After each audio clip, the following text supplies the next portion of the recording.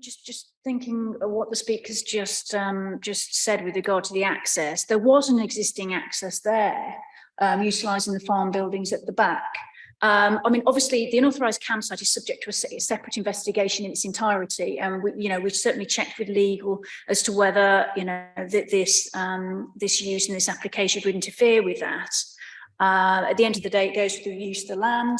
And obviously that campsite to the west, as it was, or to the right on the screen, this application would certainly not be legitimising that application at all, that use at all, as it's not within the red line and certainly not being applied for.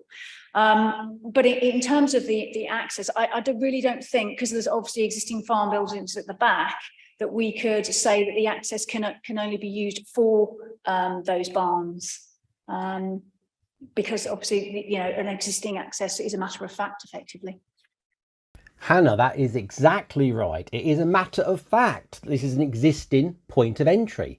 And there's been a point of entry since 1934, when Mr. Rains first operated it as a campsite, before the planning process was started, which I believe was 1955. You've clearly said to the councillors who are at this hearing that this entrance point is purely regarding allowing my customers to enter the property to go to the holiday lets. The red line is only for the entry. The councillors should not be questioning anything outside the red line. This hearing is only about items within the red line. Surely, the councillors are taught this at basic explanation regarding judging any planning application. Please tell me my understanding of how this works is correct. Surely they can only judge on items within the red line, can't they? And to confirm what Hannah has just said is that she really doesn't think that a restriction, a condition, can be added to stop the use of this entry point for other interests, such as the agricultural barn and the campsite, as these are completely separate entities and have a material fact are and have historically had access down this track. Right. Okay, Councillor Parish. Thank you. You want to speak first? This entire site is something of a joke in Heacham. Sorry, what was that? This entire site is something of a joke in Heacham. A joke? You think investing thousands in the village, encouraging tourists throughout the year, is a joke? Exactly what is it you think is a joke? And it's been going on as a joke for some years, and no doubt people will be fascinated by the decision that's made today. Too right they will. Fascinated. It's fascinating that you request a condition to be added to this planning application regarding usage of land outside the red line. By obtaining the condition you request, the grain store and the campsite would be landlocked. You do not have the right to do that. This access point has been a material access point since 1934. If you look at page 71 and 72, which are the images of the site, and also that picture that's on the screen now of the access, you see it's a pretty big access, pretty wide, big access. Sorry, Terry. Pretty big access, pretty wide, big access. A big, wide access. We'll wait for the catch line here. I don't quite know where you're going with this. You are, of course, aware that the Norfolk highways expect the access point to be 5 metres into any commercial location.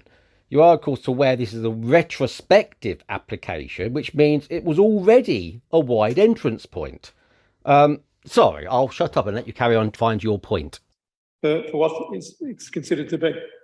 To the left of the entrance concerning this application is a triangle of land. This is owned and run by the applicant and is the site of the illegal campsite referred to in the text. The triangular piece of land is a campsite, or rather a caravan site. And this is a dispute which is going on, but this caravan site is outside the red line. You're not discussing the caravan site. This is a discussion regarding the point of entry for the holiday lets. You have to get over this fact that it is a point of entry for the campsite, for the agricultural unit, and, subject to your consent, the entrance to the holiday lets to the left. To the left of the entrance concerning this application is a triangle of land. Ignore the triangular piece to your right. Let's focus on the main essence of this hearing, which is the holiday lets to your left. And can we use this entry point as a means of entry? Please, let's get a bit of focus here. Which has been operating for several years and taken up many hours of officers. Now, this is and councillors' yawnable. time. Okay, we'll listen to it, but why on earth have we got another 8 councillors having to listen to this dribble? We're not here to discuss the campsite. We're here to discuss the entry point for the holiday lets. Taken up many hours of officers and councillors' time. It is now subject to due legal process. Come on, please, Chair. Is there a chair here to get a bit of focus from Terry's waffle? The access under consideration serves this campsite as well as the accommodation referred to. If you go along, I haven't seen that field empty for a long time. And that is land to the west in the applicant's ownership and does not form part of this application. It's usually full of cars and camper vans and God knows what else. Oh, goodness me. Why not tell me about your cabbages and what you're growing in your allotment? We don't want to hear about the campsite. Let's focus on the subject, which is the holiday lets and the point of entry. And they all use that access. I fail to see how current conditions can prevent access to the camp field. I fail to see how the current situation can stop access to the field. Why should it? Where are you going with this? Condition 2 could read, the access and parking areas hereby permitted shall be only for the use of the holiday let accommodation. Oh, I see where you're going. You're trying to change the recommendations of the planning officer to your recommendations with a view of stopping access of the campsite. You're trying to optimise a new planning application to restrict my other business interests. That's very underhanded, Terry, very underhanded. Are you going to be able to get the rest of the councillors on board with this? Do they understand where you're going with this? Approved under so-and-so. Do you understand? The campsite is not within the red line.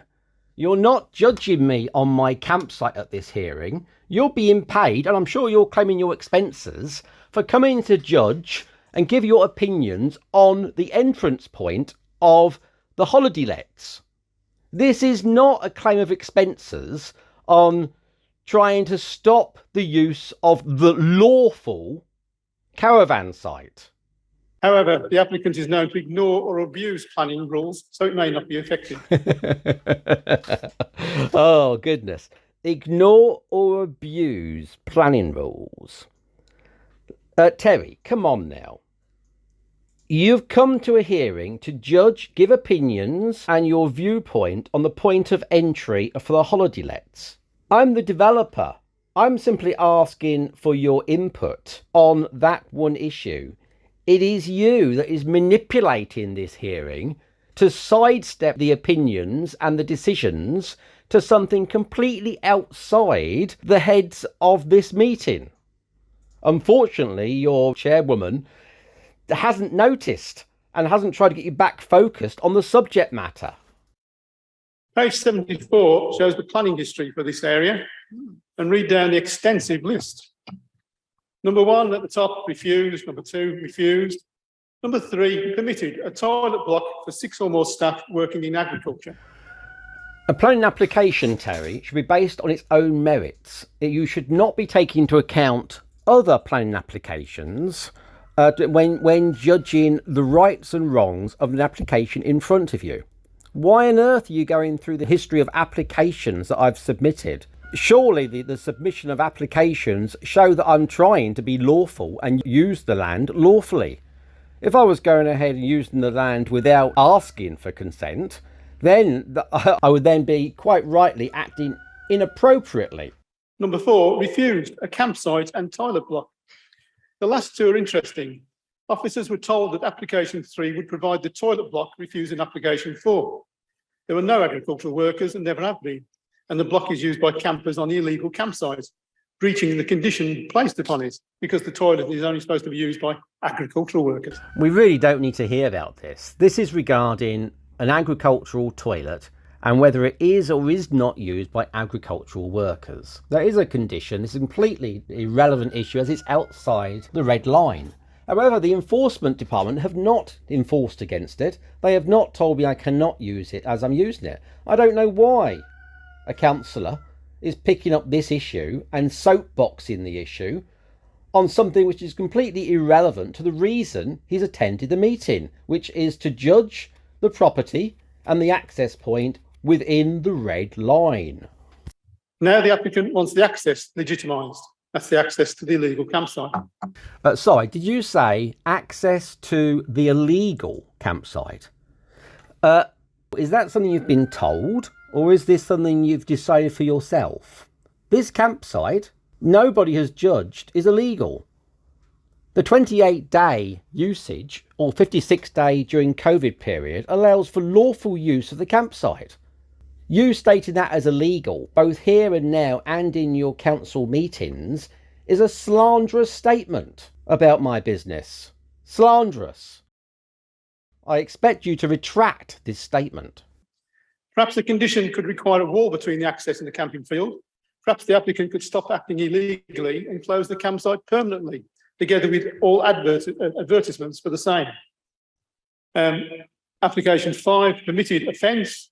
6 was refused, 7 was withdrawn, 8 was invalid. Again, this isn't a case of law. I'm not being pulled up in front of a judge here. Why on earth are you going through my history? I have several other business interests I could relay to you also, if you want to include that and just waste the committee's time. This is not about a character assassination you've come to this meeting with. This is regarding an application regarding whether an access can be used within the red line to serve my guests for the holiday let. Why are you using this as a soapbox simply to defame my character? Is this what you're trying to achieve here? And you get to number 9, which was 10 years ago, agricultural buildings to holiday homes, which this access connects to. And this access should only connect to that. It should not connect to anything else. Terry, learn to read the plans. Look at the 2012. This point of entry, it was not allowed to be used for the holiday lets. The other point of entry, past number 70, was the only entry point which was allowed. This is the whole basis of this application, to change the 2012 application to allow the secondary entry, the one now in discussion, to be used as a point of entry for my guests, whereas it was not allowed, as in via a condition, in the 2012.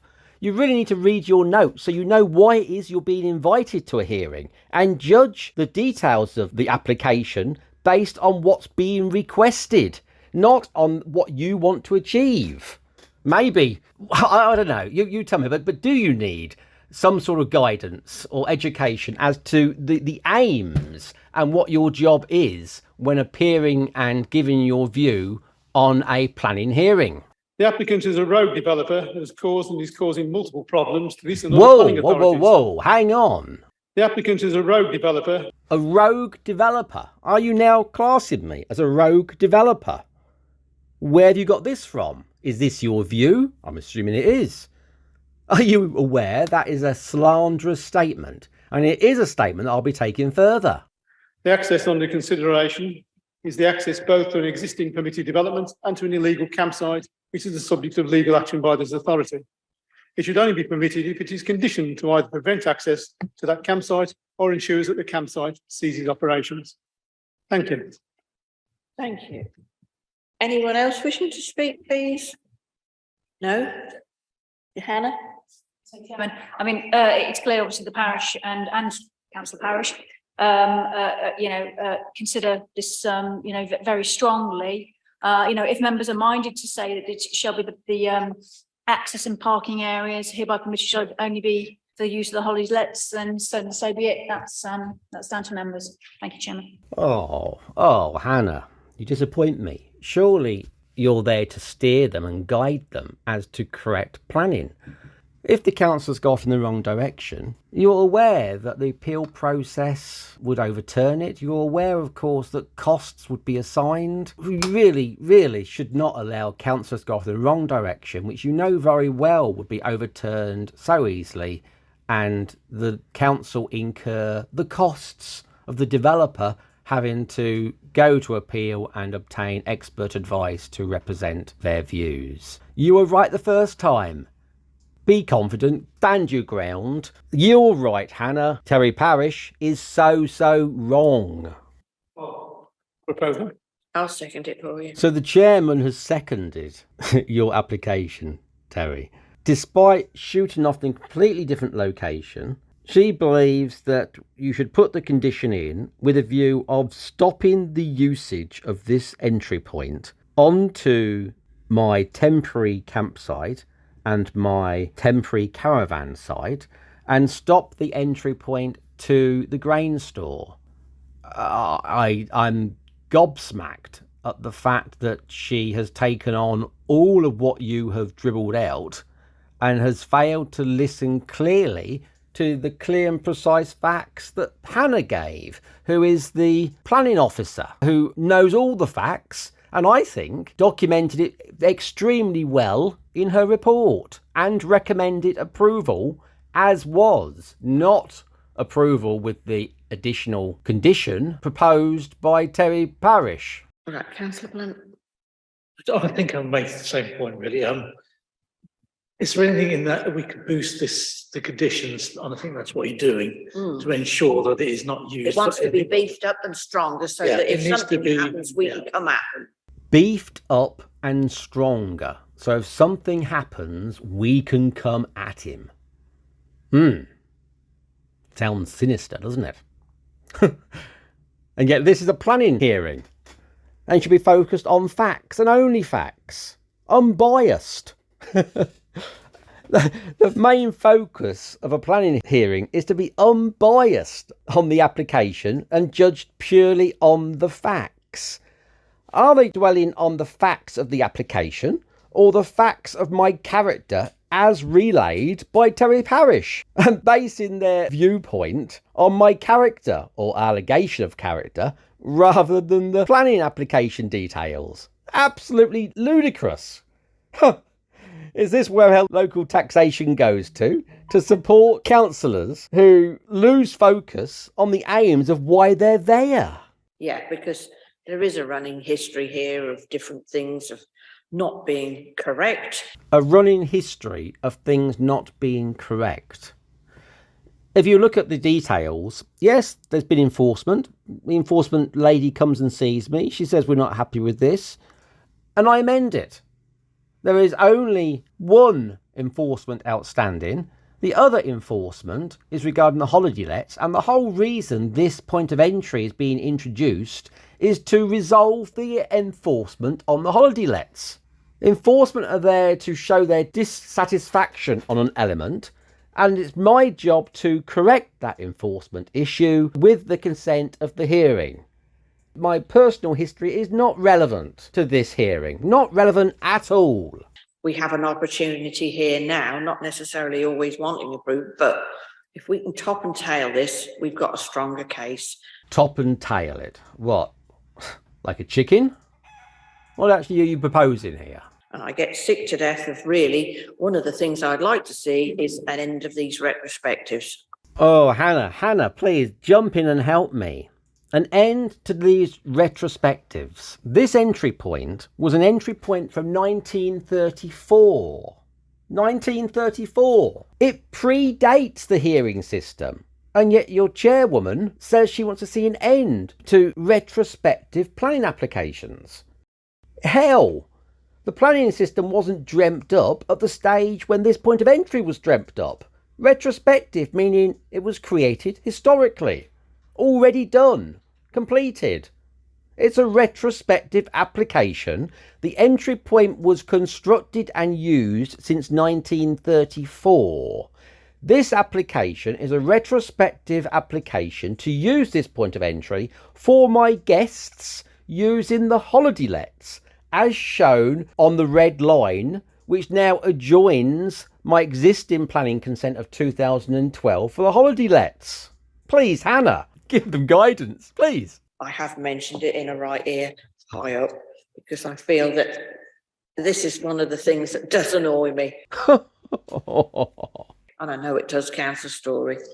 Right, Hannah, do you want to just read out that condition, I please, think for us? we're going to need to amend the reason as well. So what I'm suggesting is amend condition 2, the access and the parking areas hereby permitted shall only be for the use of the holiday let accommodation approved under 12/00197. Hannah, you know very well you can't add that condition in to say can only be used when you've already said it's a material fact that existing rights are already belonging. By adding that in, you're proposing to remove existing rights of way to different usages beyond the driveway. You've already said in your opening statement that this isn't possible. It's a material fact, you said, that this is a point of entry for the agricultural barn and for the campsite. You've now changed your mind. Wrongly.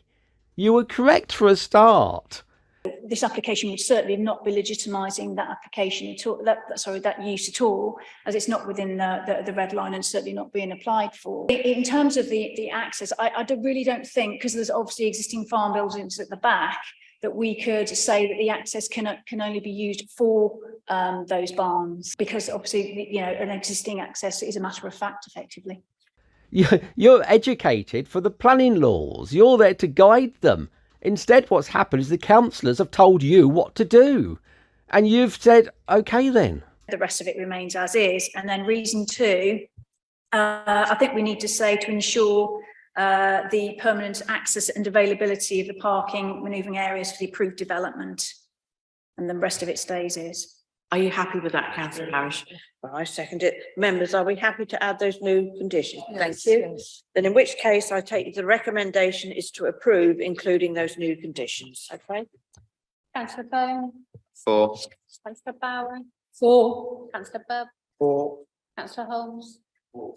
Councillor Hudson. 4. Councillor Lawton. 4. Councillor Manning. 4. Councillor Parish. 4. Councillor Rust. 4. Councillor Spiking. 4. Councillor Story. 4. Councillor Tyler. 4. Councillor DeWally. 4. Councillor Whitby. 4. Councillor Sampson.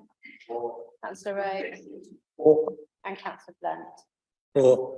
Amazing. Did none of those councillors that just voted for that extra condition to be added, did none of those councillors realise that the restriction was for an item outside the red line and was not the reason they were sitting there on that day? None of them asked any questions. None of them understood that this is an application for the land within the red line.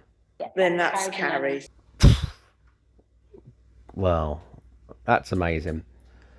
We will, of course, be appealing this. There's no way this is correct. As Hannah correctly said for the start, it is a material fact that this point of entry has been used for the grain store and a material fact that's been used for the campsite caravan site. This will be in for the inspectorate to look at and review. It is clear to me, it is completely lawful that the legal access to my other business interests cannot be restricted by such a condition. Cannot be. It would be unlawful to do so. And any enforcement officer trying to would be acting unlawfully. This is as clear as anything to me, and I'm sure the inspector will agree.